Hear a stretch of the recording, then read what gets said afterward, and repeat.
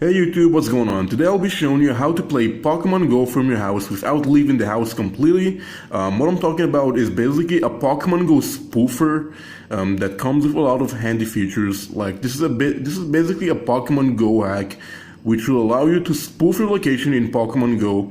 Let me open up some settings. You can snipe, teleport, stuff like that. You have an IV list. And also you can do auto walking, and you have a joystick feature over here. And this is one of the best Pokemon Go hacks that I found. So let me just show you guys real quick how to install it. So open up Safari and go to apphacks.co. Make sure you visit the correct website, apphacks.co. And you're gonna see Pokemon Go over here. Click on install and you'll be taken to a different page. Click on start download, guys, and just wait it out a little bit.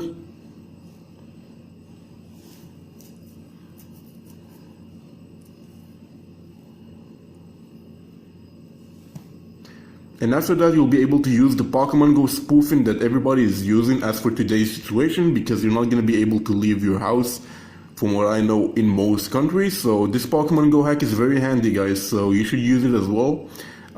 It's actually very safe as well. You're not gonna get banned with it, so you don't have to worry about your account going away. Now we're just gonna have to do 2 app installs real quick and run each app for 30 seconds to download the Pokemon Go hack. So I'm gonna show you guys how to complete one app real quick.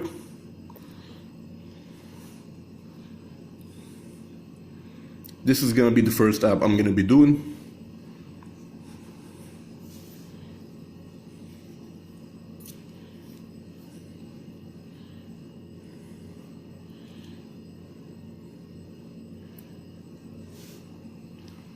So yeah, this is the first app I'm gonna be running. Just run the app for 30 seconds and then you can go back to the website to download a different app.